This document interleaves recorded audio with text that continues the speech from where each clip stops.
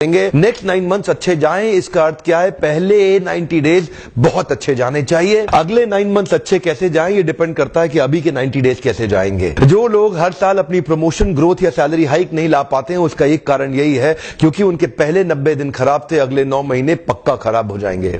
Mindset और skill set, ध्यान दीजिएगा, माइंडसेट और स्किल सेट दोनों डेवलप करने पड़ेंगे। पहले 90 दिनों के अंदर माइंडसेट को डेवलप करना होगा कि किस स्किल सेट की जरूरत है। माइंडसेट ठीक हुआ तो स्किल सेट जल्दी ही ठीक हो जाएगा। लेकिन पहले 90 दिनों के अंदर जो शिफ्ट आता है ना माइंडसेट के अंदर, वो सब नहीं ला पाते हैं। जो लोग पहले 90 दिनों के माइंडसेट के शिफ्ट को ले आएंगे, वो अगले 9 महीने के स्किल सेट को बहुत जल्दी कल्टीवेट कर जाएंगे। पर चक्कर क्या है? शुरुआती रिजल्ट छोटा होता है। कम ऑन मोर टाइम, शुरुआती रिजल्ट छोटा होता है। तो क्योंकि माइंडसेट को छोटा रिजल्ट अच्छा नहीं लगता, इसीलिए वो तैयारी कर नहीं पाता है। पहले 3 महीने की माइंडसेट स्टेबिलिटी आपके स्किल सेट में एबिलिटी लाएगी अगले 9 महीने के अंदर। तो फर्स्ट 90 डेज में जैसी रूट्स डेवलप करेंगे, नेक्स्ट 9 मंथ्स में आपको वैसा ही फ्रूट मिलेगा। यानी कि शुरुआत में आपको एक्सेलरेट करना पड़ेगा, शुरुआत में आपको स्पीड अप करना पड़ेगा, शुरुआत में आपको मेंटली प्रिपेयर करना पड़ेगा। अभी प्रिपेयर नहीं किया, बाद में इंजेक्शन और स्प्रे मार मार के केमिकल का फ्रूट को रिपेयर करोगे, फ्रूट रिपेयर होगा नहीं। इसीलिए आज गलत फ्रूट और केमिकल युक्त फ्रूट मिल रहे हैं, क्योंकि वो फर्स्ट 90 डेज में तैयारी ठीक नहीं करी। इसलिए नेक्स्ट 9 मंथ जितना फ्रूट आ रहा है सारा गलत आ रहा है। ये रूट्स हैं, वो फ्रूट्स हैं। अगर फ्रूट चाहते हो तो पहले रूट्स ठीक करो। कम ऑन, अगर फ्रूट चाहते हो तो पहले रूट्स ठीक करो। अच्छा, आप जानते हैं आप अपने आप को चेंज करते क्यों नहीं है? उसका एक ही कारण है, शुरुआती रिजल्ट छोटा होता है, शुरू में रिजल्ट दिखता नहीं है। जो आदमी सिगरेट पीता है, लगातार सिगरेट पीता है, अगर उसको पहली सिगरेट में ही खून की उल्टी हो जाएगी, वो सिगरेट कभी नहीं पिएगा। अगर पहली सिगरेट में ही उसको ट्यूबरक्लोसिस या कैंसर हो जाएगा, वो सिगरेट कभी नहीं पिएगा। पर क्यों? क्योंकि शुरुआती रिजल्ट छोटा होता है। शुरुआती रिजल्ट इतना छोटा होता है कि वो पता ही नहीं चलता, जल्दी ही कैंसर भी होगा, जल्दी ही ट्यूबरक्लोसिस या कई बीमारियां हो जाएंगी। पर क्यों नहीं पता चलता? ये क्यों व्यक्ति सिगरेट पीता है? क्योंकि शुरुआती रिजल्ट छोटा होता है,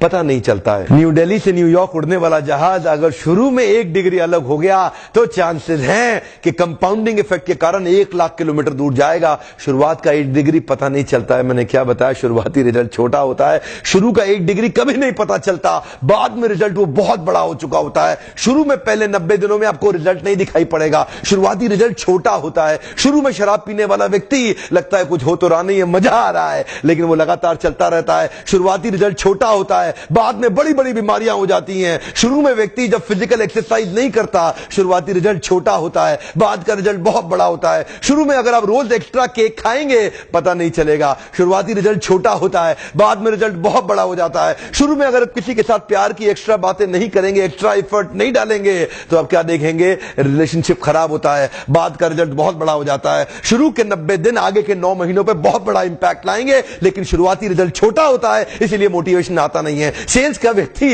एक्स्ट्रा कॉल नहीं करता, सेल्स का व्यक्ति एक्स्ट्रा फोन कॉल नहीं करता, एक्स्ट्रा मीटिंग्स नहीं करता। क्यों नहीं करता? क्योंकि शुरुआती रिजल्ट छोटा होता है। एल्बर्ट आइंस्टाइन कंपाउंड इंटरेस्ट को 8th wonder of the world बोलते थे। एल्बर्ट आइंस्टाइन बहुत बुद्धिमान व्यक्ति थे, कंपाउंड इंटरेस्ट को 8th wonder of the world बोलते थे। मैं आपको एक उदाहरण देता हूं। चलिए, मैं अभी आपको 2 ऑप्शंस देता हूं, और पहला ऑप्शन है मैं आपको 1 रुपया देता हूं जिसकी वैल्यू डबल हो जाएगी हर रोज अगले 1 महीने के लिए, और दूसरा ऑप्शन है मैं आपको 10 लाख रुपए देता हूं। चलिए छोड़िए, 1 करोड़ रुपया देता हूं। अच्छा चलिए अब और बढ़ा देता हूं, 10 करोड़ रुपए दे देता हूं, जो मैं अभी आपको तुरंत के तुरंत दूंगा। दूसरी तरफ मैंने आपको 1 रुपया दिया जिसका वैल्यू रोज डबल होगा, पर अगले केवल 1 महीने के लिए। तो मेरा प्रश्न है, आप अभी इसमें से कौन सा ऑफर लेना पसंद करेंगे? हो सकता है कि आप कंफ्यूज हो, ये 1 रुपए और 10 करोड़ की ऑफर में अंतर क्या होने वाला है।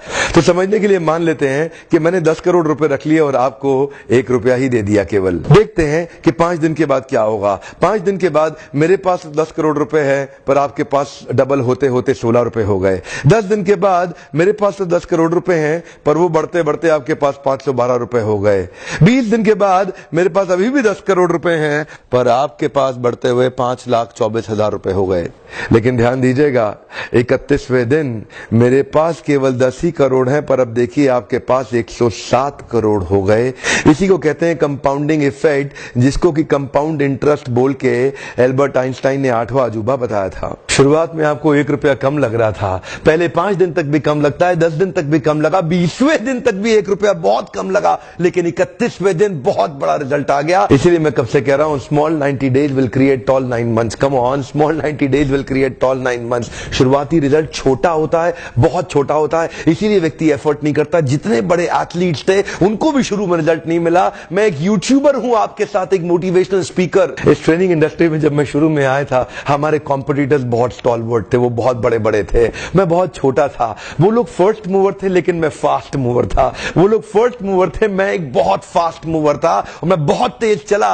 और क्या हुआ, शुरू के मेरे वीडियोस को कोई नहीं देखता था, आज ऑर्गेनिक कॉल्स इतनी आ रही हैं, आज हमारे को इतनी लीड आ रही है, यकीन मानिए हम ट्रेनिंग मैनेज नहीं कर पा रहे हैं। मैं जितना मैनेज कर सकता हूं उससे 20 गुना ज्यादा बिजनेस आ रहा है मेरे पास। रोज लोग हमें फोन कर रहे हैं, मिस्टर बिंद्रा इस दिन चाहिए, इस दिन चाहिए, इस दिन चाहिए। यकीन मानिए मैं जहाज में सोता हूं और दिन भर ट्रेनिंग करता हूं। इतने क्लाइंट्स हो चुके हैं, लगातार ट्रैवल कर रहा हूं, इसको बोलते हैं कंपाउंडिंग इफेक्ट। शुरुआती रिजल्ट छोटा होता है, शुरू के दिनों में मैं बहुत थोड़ा बिजनेस करता था, लेकिन आज बिजनेस बढ़ता चला जा रहा है, इसको बोलते हैं कंपाउंडिंग इफेक्ट।